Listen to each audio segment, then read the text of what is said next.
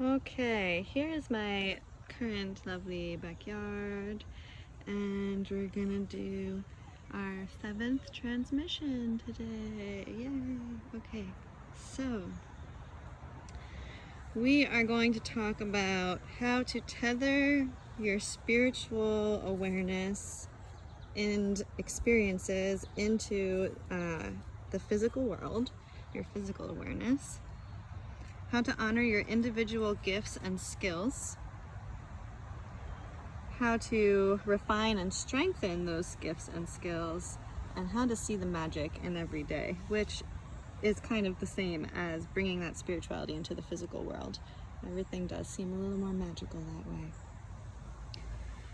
So, tethering that spirituality into your everyday happenings and awareness. The first thing to know is that it's happening already, whether you realize it or not. So there's not really anything we have to actually do but start paying attention or tapping into that fact. And once you start doing that, Spirit tends to start working with you more collaboratively. There's more synchronicities in your life, more gifts and abundance and excitement. It can be pretty mind-blowing. It's really important to stay grounded, and that's the whole thing. We're grounding down these heavenly forces. So the first thing to do is to have that sense of wonderment, to have that sense of knowing or reminding yourself that everything you are experiencing is coming straight from the divine, straight from the spiritual realm, and kind of just getting distilled down into a physical matter, a crude substance.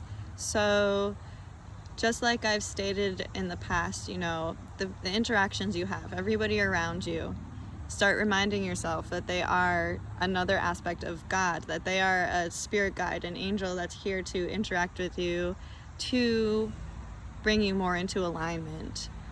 Whether it's a positive seeming or a negative seeming interaction, they're doing the same thing. And once you can start understanding that or practicing that, or maybe at first you need to just imagine these things as opposed to knowing them, just have that, theory.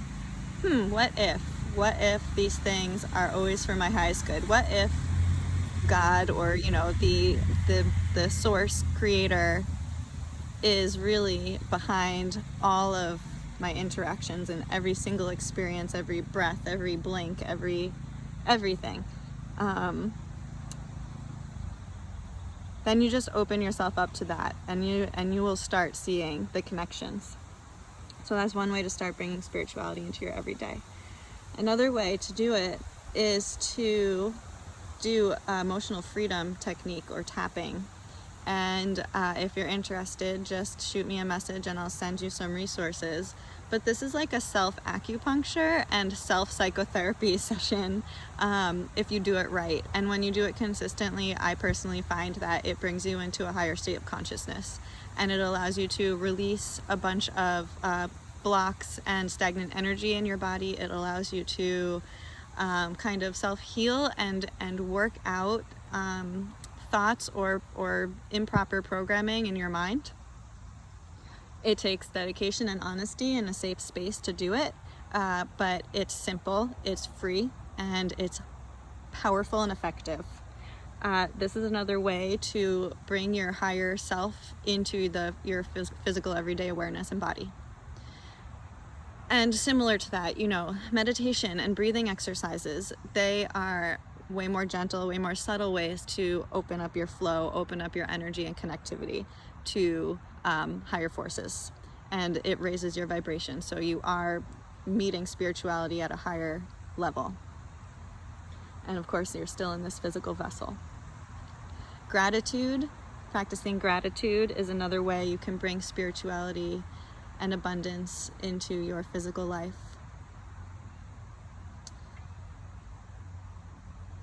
And of course, conversing with spirit is an amazing way to start getting the true feedback and some real physical interactions from the spirit world. ways that I can tune in, or ways that I see this, can be seeing synchronous numbers, seeing the same kinds of numbers or combination of numbers. I can be thinking something and then all of a sudden I come across that information that I was wondering about. I could be just scanning through the radio and just pieces of songs put themselves together to form a coherent message or feeling that feels like I'm, the universe is giving feedback, which it absolutely does. When I am on a good flow day, I really feel that magic. And when I am getting in my own way, it's becoming more and more apparent when I'm doing so. And it is when I'm feeling, small or stressed out, when my energy feels restricted or crunched. These are the times when it's harder for me to connect. So that practicing that expansion and practicing that just consciousness of flow, consciousness of ease, helps let the spirit come down and work more for you in this physical realm.